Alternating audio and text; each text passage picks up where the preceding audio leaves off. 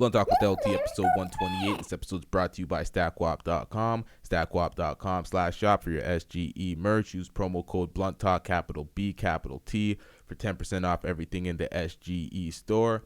Okay, so we're going to jump right into this one. Okay, Derrick Jaxn has recently been trending for his infidelities and his hypocritical ways. And I did a whole reaction to everything that's going on with Derrick Jaxn already. If you didn't see it, click that link. You'll probably see it on the screen. For the audio listeners, check the YouTube channel. You'll see the 10-minute reaction I did breaking down everything with Derrick Jaxn's situation. What I said before, and the main point that I broke out of it, because everyone's ragging on him for their own reasons and him pretty much being a hypocrite. But my main thing that I went in on that point was you can't build a business on something that is contingent on a lifestyle that you're not really living, a fake lifestyle. And what happened to him is he had an unsustainable business model. He's still trying to sell his books. He's still trying to sell that he's able to offer good advice to women. That's why he did, and that was him explaining his whole third person shit. A lot of people are like, okay, you're a super narcissist. That's why you had to speak about yourself and react to yourself in the third person. But what he was doing was trying to show that he was still able to give advice to women in regards to their relationship with men. And what he did was just foolish because it's unsustainable. He was just a hypocrite. His whole business model was just foolish. He lost 15,000 subscribers. And that's with the added subscribers that just came to his channel to see the car crash. The ship burn. They were just there to see the tragedy. And he gained subscribers because of that. And above all the gained subscribers, he lost 15,000 on top of the ones gained. So he's in the red right now, subscribers. Like A lot of women are going in on him. It's pretty much over for him. Sucks. Shouldn't be a hypocrite. He called out every single man that cheated or did anything seeming like a discretion. What? Indiscretion. It is what it is, man. Let's get the podcast news. So Joe Budden Podcast has recently been trending because Rory and Mal haven't been on the podcast. And there's supposed to be there's allegedly some sort of falling out. But here's the whole breakdown of the situation. A Redditor and a bunch of people on Twitter are basically confirming that this is pretty much what's going on. Avid listeners of Joe Budden Podcast are basically saying that Rory and Mal are on strike. Joe doesn't know if they'll ever come back, but if they do, they'll always have their seats. Ice and Savon are not the replacements, just who Joe could find to hold their seats while they figure out this miscommunication. According to Joe, it is just a miscommunication. It is not about money. It isn't a fight, just a miscommunication. And Parks adds in and says it's also business PTSD.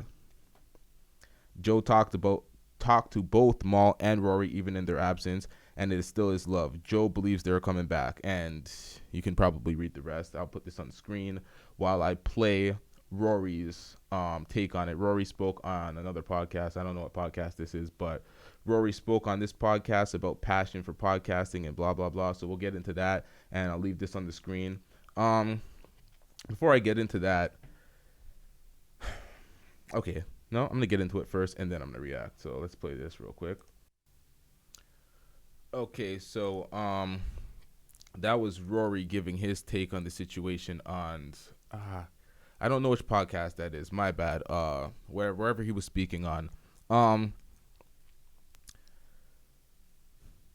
I look at it and I just seeing all the information out there, seeing the breakdown that the Redditors provide, listening to Joe on his podcast break it down when they're not there, listening to Rory on that podcast, listening to DJ Academics going in on Rory and Mal, and just taking the wide scope of information and looking at it, I could definitely think it was financial.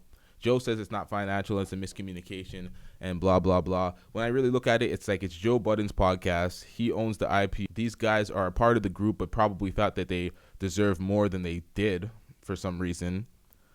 But Joe is the one that got the Patreon deal. Joe's actually the person getting all the deals. These guys are pretty much workers for Joe, as Academic says.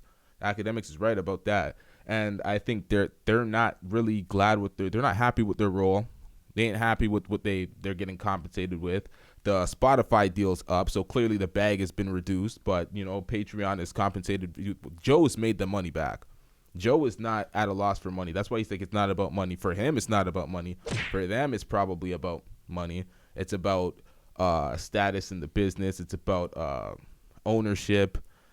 But they don't bring that to the table. The Joe Budden podcast is originally popping, or originally had some sort of buzz, is because Joe is famous. The easiest way to get a popping podcast is have a famous motherfucker host a podcast.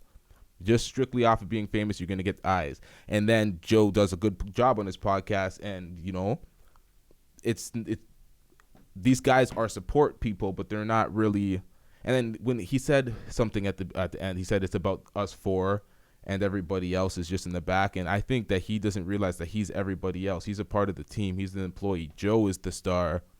But that's what happens when you do these group types of podcasts and you're all friends. The business gets put first, and anyone that's, a shrewd business person is going to get their worth. And that's what Joe does. And then after his worth is taken, I don't think there's any space for the rest of them, but they don't really bring as much to the table as Joe.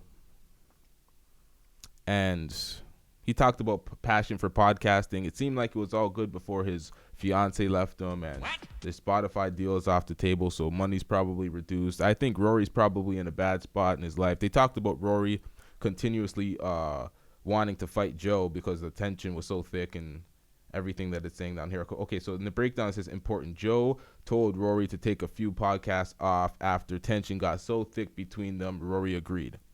Also important. Mal is standing with Rory, doesn't think Joe should have the power to tell Rory to stay home from the podcast. Apparently the convo got personal, and Joe said some things to Mal he shouldn't have said. Park said it didn't go well. He was there.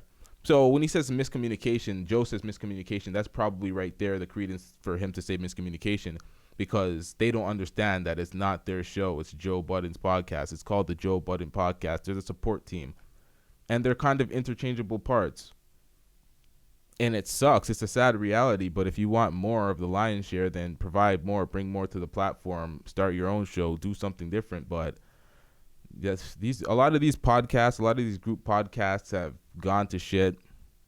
They switched up casts a lot of the times.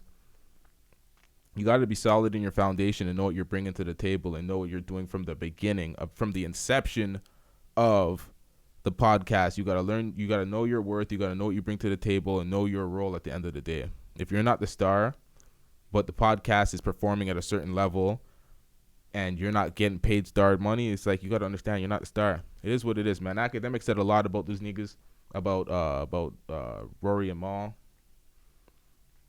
Went in on them, provided a lot of perspective. I think a lot of people need to listen to Ack to give the industry insider news on them, to really break down and get the whole mentality behind their decisions to stop being on the podcast. But who knows? Okay, so a supporter, I don't know who this is, but this was trending on Twitter. Someone made a diss track because they felt so passionate about the breakup of, the Joe Budden podcast. So let's listen to this shit. Hopefully this doesn't get my thing flagged and copywritten and all that.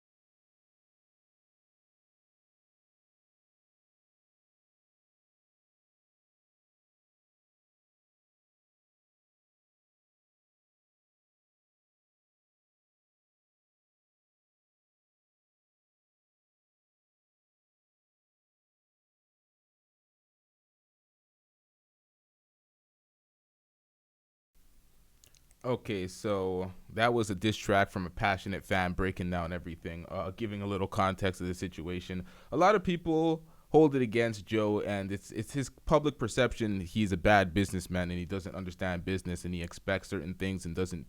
He's he's kind of hypocritical in business, and that's kind of the public perception. How much of that is true? Who knows?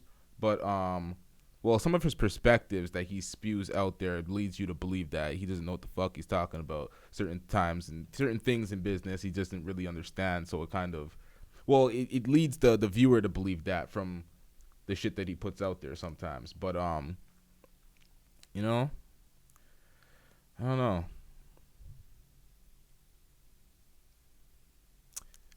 I'm not siding with Rory and Mal here. You guys should have worked that out in the contracts, and man, it is what it is, man. I don't ever really side with people that are bummed out or bitching about bad contracts or bitching about the situations that they're in. You know what you signed up for. You're a grown ass man. And then that Mal tweet and the respect is non-negotiable. Well, yeah, it isn't. You feel your way, you're gonna go your way. It is what it is. Not much more to add there. We'll probably see these niggas back on the pod. What else we got here? Spent entirely too much time speaking about another podcast. What do we got here? Let's touch the Saweetie and Quavo breakup. So initially when they broke up, I thought it was over this clip right here. I thought it was over this, the whole threesome. For the first time in your life, a nigga's doing everything right, but he just wants one threesome. Who's the dream girl to bring home to him to make all of y'all happy? Okay, so that's shopping sprees. That's good dick. It's all of That's that. good dick, good. That's communication. Tongue in your butt. Picking up the phone, one ring. Sucking your toes. Paying all your bills. Oh my Oh, God. wow. And you Okay. want to make him happy, finally, because you put him through hell. So a threesome, right? You put him through A hell. threesome, right, ladies? Threesome. I normally talk to men who are cultured, who's been around the world, who know a lot of people. It's on you, though. You No, pick the person. I understand that. But because he's doing everything right, I'm going to give him the honor of picking the nigga who we gonna have a threesome with. She belongs to the streets.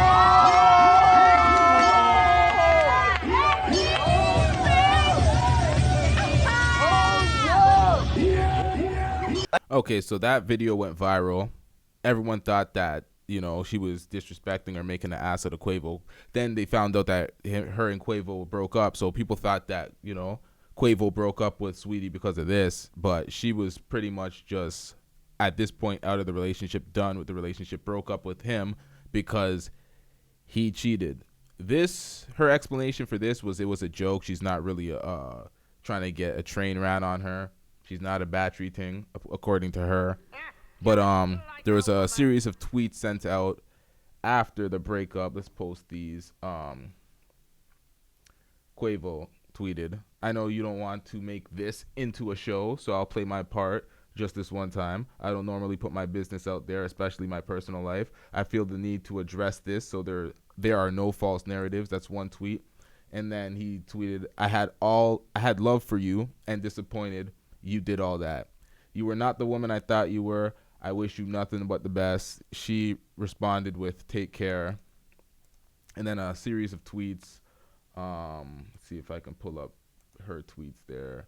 Pretty much saying she was done and blah, blah, blah. And okay, I don't have them right here. Okay, there we go. Emotionally checked out a long time ago and walked away with a deep sense of peace and freedom. Excited for this new chapter of elevation. A lot of people aren't really rocking with Saweetie. They're not taking her side. Shit. What I think, there's been a lot more tweets, a lot of going back and forth on social media. Quavo's pretty much calling her a thought now. And it's like, he wasn't a thought when you were with her spending Bentley money on her. He wasn't X, Y, and Z when you were with him. So all this media bashing names and going back and forth, this is none of our business. For me, when I look at it, it's like my opinion on these public relationships whenever these situations come up is that my opinion doesn't matter. That is my opinion. Who the fuck cares? Who the fuck cares? Two famous people broke up. Okay.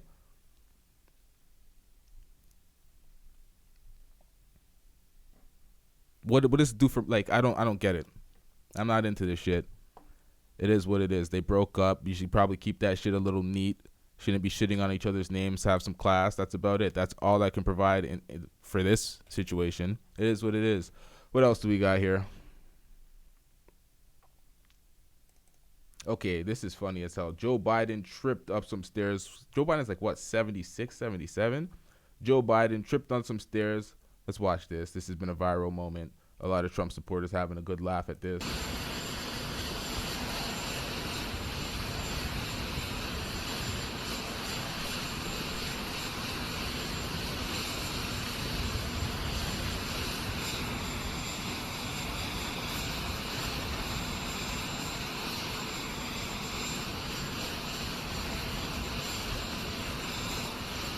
All right, so this geezer fell 3 times.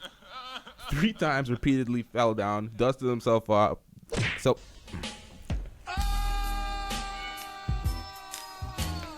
fell 3 times, dusted himself off, walked up quite presidentially, gave the salute, walked in his plane. Good laugh because you fell 3 times. What a failure. But what's more of a failure are these Biden markets. People aren't making any type of money in these markets, but, you know, it is what it is. You got to find ways to make money on these dips or whatever. This is not about the markets.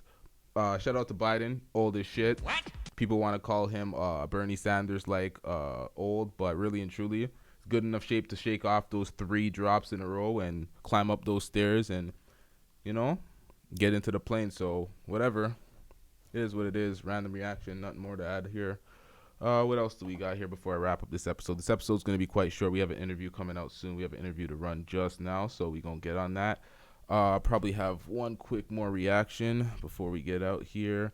What do I want to talk about before I get out of this episode? Because there's some things that I actually wanted to just fly over and discuss. So let me just pull up what I got here.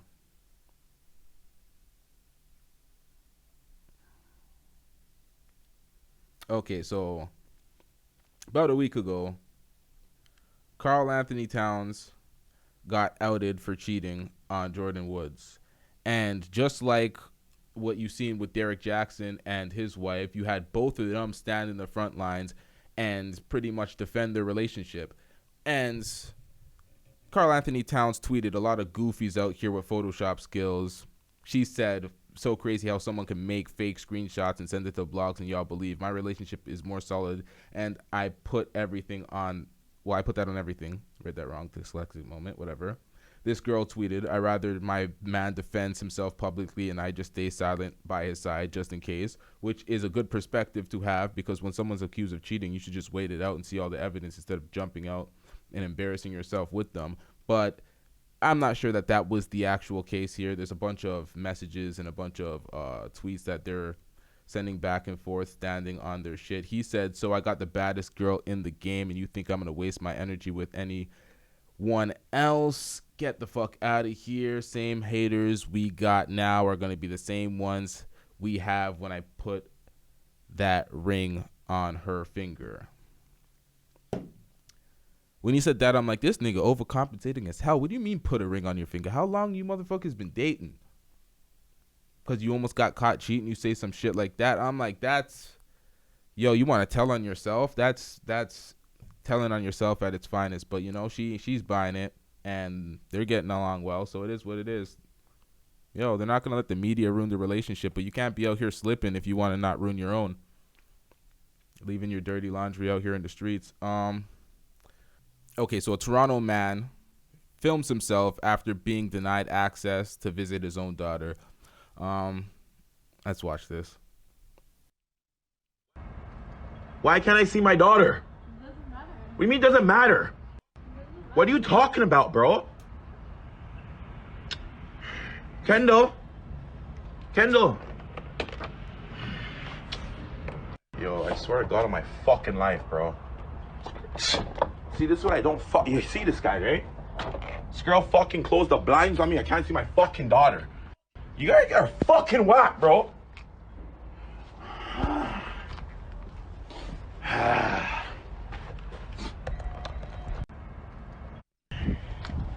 This is why I don't fuck with girls, eh? This is why I don't fuck with you guys, dog. This is why I don't fuck with females, dog. You guys are fucking I can't even see my fucking daughter, dog. Are you fucking kidding me right now, man? You see what I'm trying to say? That's how I don't fuck with you girls, eh? You guys are fucking slime balls, bro. Oh my fucking God, bro. Chat for fucking what? We're not together, man. This girl won't let me see my daughter because she's seeing girls on my Snapchat. Are you fucking kidding me? We're not even together. I don't understand my life, dog. That's why I say these girls are all fucking evil, always trying to fuck me over, bro. I didn't do fucking nothing, dog. I can't see my own daughter. My own fucking daughter. Oh, fucking kills. I swear my life, dog. This is fuck, dog. This is fuck, dog. And I'm only doing this so you guys fucking know what the fuck's good, dog. This is fuck. It's fucked up. That's fucked up. People have to understand that when you have a kid with somebody that's it's your kid, it's not your kid. It's you have to think of it as our. It's not yours independently. You don't own the kid. You don't get to control visitation like that unless it's something you agreed to in court where you have set days and set amount of days and you have a schedule. Other than that, you have no court mandates. You don't own the child. And if you're not in a relationship, being petty like that and taking the child away from the man or using that as a weapon to hang over his head, that's unacceptable behavior. But too much times we see this in our community where motherfuckers think that they own the damn child. The courts generally side with the women and generally give women custody. But if it's not something court mandated and the man's coming to see his child, to refuse or deny visitation like he is not the father, like he's like, I don't understand that. People just keep stamping their own ownership of the children, and it's like it's ridiculous. At this point, it is ridiculous. Like, you guys are not together. You guys are co-parenting. Him speaking to other girls should not have any type of bearing of you keeping your daughter away from him. And even if they were together and he was cheating and talking to other girls, it doesn't mean you could deny him visitation of his daughter. That's ridiculous. People keep using children as pawns in relationships. It's sad to see. He's probably to the point where he put this out. Like, it's embarrassing to put this out. You're getting all emotional and shit like this. But if you're trying to, if you're very like, it's not even embarrassing to a parent that's trying to get some sort of visitation for their child. That's ridiculous.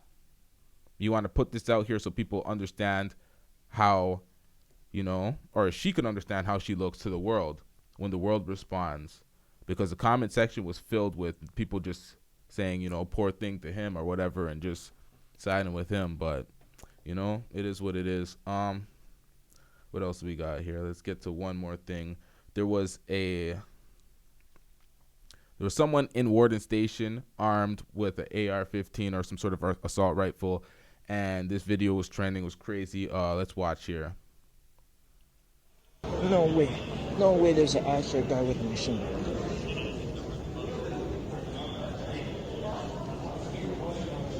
Jeez. That's crazy, bro. How the fuck is... You left? Yeah. Yeah. Oh my god.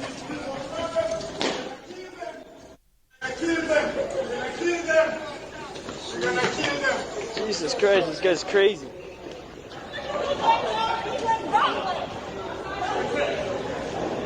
I know, but it's 11. It was either these two. He just went downstairs with a machine gun. Who did? Like fucking on bus on 110. This one, yeah. 102? Yeah. Yeah, and that's the last time I saw it, and I thought it was a joke. No way. Wow. The guy said his last time he saw it and he thought it was a joke. Thought it was probably fake, because this is in Canada. This is in Toronto. Warden Station in Scarborough in Toronto. So it's like, you don't expect to see that type of shit. I know there's plenty of places in America where there's concealed carry and, you can be armed on the street. That shit don't fly in Canada like that. You don't see that shit every day. So that is absolutely crazy. They didn't get the guy, the armed guy on camera in that video. Just a horde of cops surrounding the area. Crazy. Absolutely crazy. People got to protect themselves on public transit, be aware for shit like that. I would have been the worst person to be on the scene because I would have just walked away with Johnny Tight Lips because I'm not talking to cops, but I ain't shit. And we out here. Fuck it. We over. Blunt Talk with LT. Make sure you like, share, subscribe. Yeah.